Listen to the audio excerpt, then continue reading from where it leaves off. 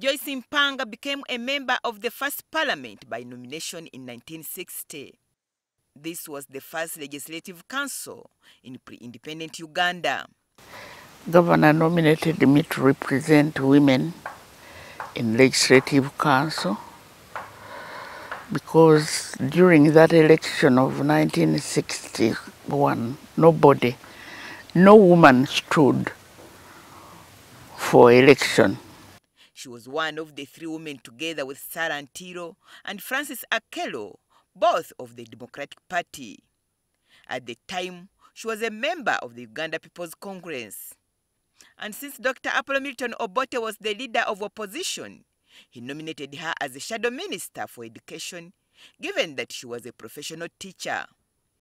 My first speech was during the budget session, and it concerned the girls.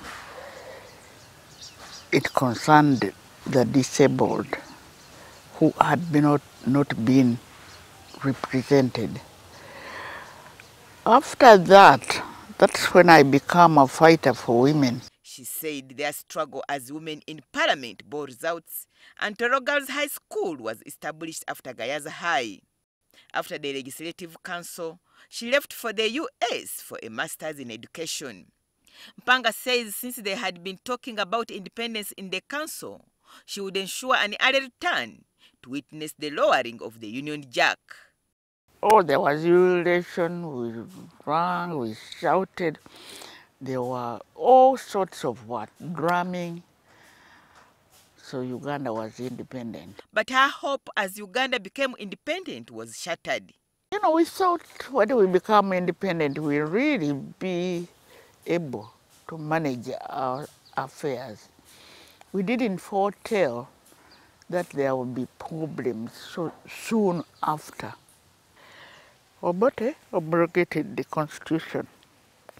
Her husband, Andrew Frederick Mpanga, was Buganda Kingdom's Attorney General. She left the UPC party after her father was killed by government soldiers. 1966, my father was killed in the palace. And up to this day, I don't know where he was buried.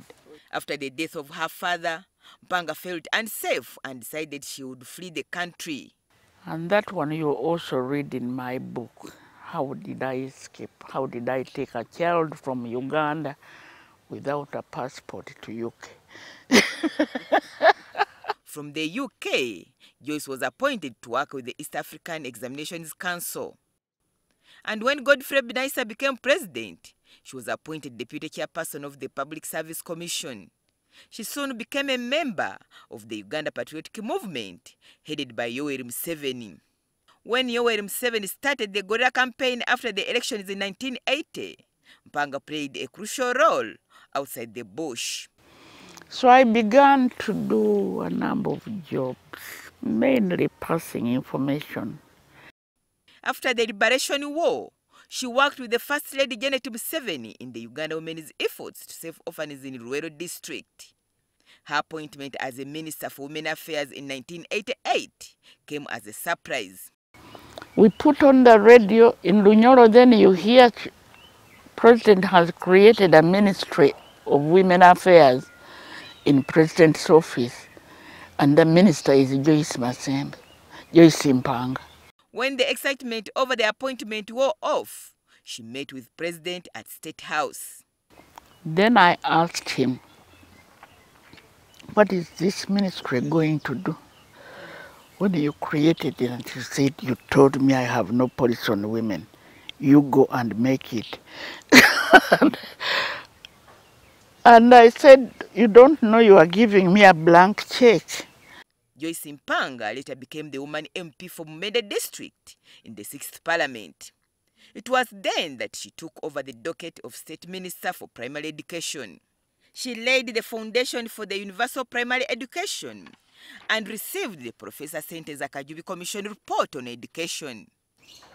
So we worked on the white paper, we finished it and got it through Parliament in August. Then the reshuffle came and I was dropped. Mpanga, who supported the liberation struggle, has some advice for the Uganda's leaders. I would love a peaceful handover of power. And I hope it will happen one day while I'm still alive. I supported the fighting during the protracted war. Because, again, we had been made desperate. There was no way we could get rid of those people if we didn't fight them. But I think our president has done a lot of work that I wouldn't like to see him being hunted out of his job. I don't normally talk about those things. Those are very sensitive things we should not talk about. But that is my belief. Look what Kenya and look what Tanzania. Tanzania has also done it. So we could also do it. Now 83, Joyce Mpanga has written a book about her contribution to the country. Agness Nandutu, NTV Living History.